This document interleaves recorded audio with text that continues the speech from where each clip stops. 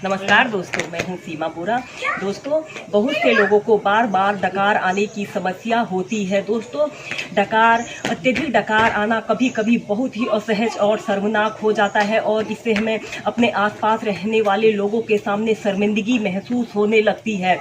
दोस्तों, डकार आना वैसे तो अच्छा समझा जाता है, लेकिन अत्यधिक डकार आना कभी कभी समस्या का कारण भी बन जाता है। शरीर में कंपन की स्थिति भी हो सकती है और बॉडी डिसबैलेंस होने लगती है। बदहजमी, गैस, ब्लोटिंग की समस्या यानी कि पेट फूलने जैसी स्थितियों का सामना करना पड़ सकता है।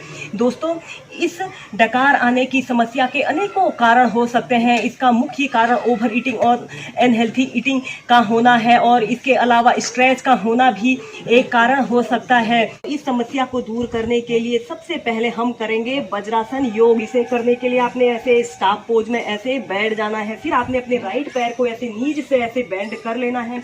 लेफ्ट पैर को भी ऐसे नीज से ऐसे बेंड कर लेते हैं। ऐसे वज्रासना की पोजीशन में बैठ जाना है। आपके दोनों पैर के अंगूठे एक दूसरे को स्पर्श कर रहे हो। आपने अपने दोनों एड़ियों के बीच में ऐसे बैठ जाना है। अपने दोनों हाथों को ऐसे अपने घुटनों के पास ऐसे रख लेते हैं एक आरामदायक अवधि के लिए। ऐसे ही इस वज्रासना को पहले आप 10 से 15 मिनट नियमित प्रैक्टिस कीजिए। दोस्तों, यह अभ्यास एक ऐसा अभ्यास होता है जिसे आप किसी भी समय खाना खाने के तुरंत बाद या किसी भी समय प्रैक्टिस कर सकते हैं। फिर इसके बाद आपने इसी वज्रासना पर बैठकर सुप्त वज्रासना को प्रैक्टिस करना है, यानी कि सोया हुआ वज्रासन। इसे करने के लिए आपने ऐसे वज्रासन पर बैठकर आपने धीरे धीरे ऐसे पीछे को ऐसे लेट जाना है।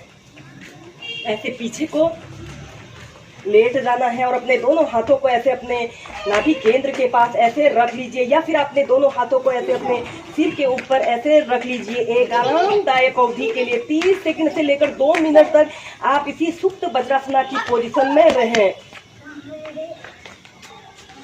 ऐसे ही इस अभ्यास को 2 मिनट करने के बाद आप इस अभ्यास को ऐसे भी प्रैक्टिस कर सकते हो। अपने सिर को ऐसे जमीन पर ऐसे मोड़ लेते हैं। अपने सिर को ऐसे मोड़ लीजिए और अपने दोनों हाथों को ऐसे नाभि केंद्र के पास ऐसे रख लीजिए। 30 सेकंड ऐसे ही होल्ड करके रखें।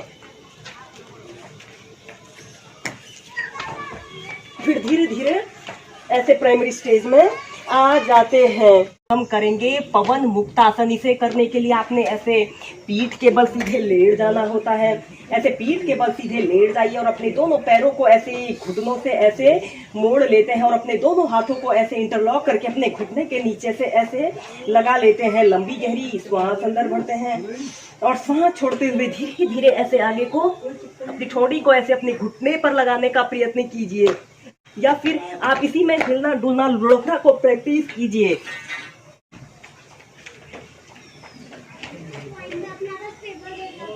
इसे करने से हमारा डाइजेशन इम्प्रूव होता है। ऐसे ही इसे आप 8 से 10 बार स्टार्टिंग में प्रैक्टिस कीजिए, फिर 15 से 20 बार तक भी प्रैक्टिस कर सकते हैं।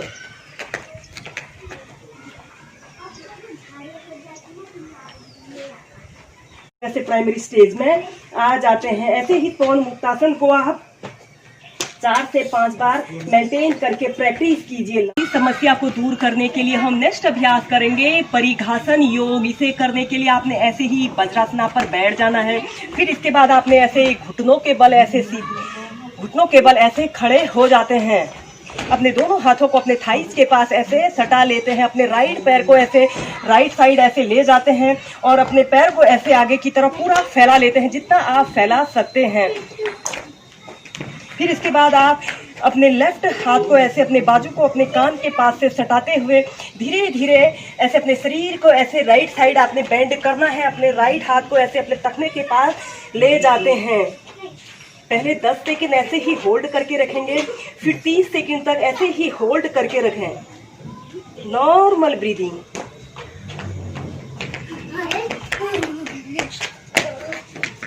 इसके बाद धीरे धीरे ऐसे प्राइमरी स्टेज में आ जाते हैं। ऐसे ही इस अभ्यास को अब हम दूसरी साइड से प्रैक्टिस करेंगे। अपने लेफ्ट पैर को ऐसे लेफ्ट साइड ऐसे ले जाते हैं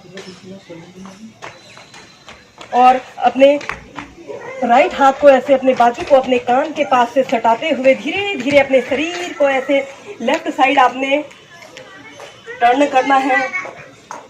10 सेकेंड, फिर 30 सेकेंड, फिर जितनी देर आप इसे होल्ड करके रख सकते हैं उतनी देर होल्ड करके रखें। दोस्तों, इस परिघासन योग को करने से इरिटेबल बाउल सिंड्रोम जैसी समस्या भी दूर होती है। इसके अलावा यह बदहजमी, एसिडिटी और डकार आने की समस्या, जिन लोगों को यह समस्या होती है उस समस्या को दूर करने के लिए भी यह परिघासन योग बहुत ही अच्छा अभ्यास होता है।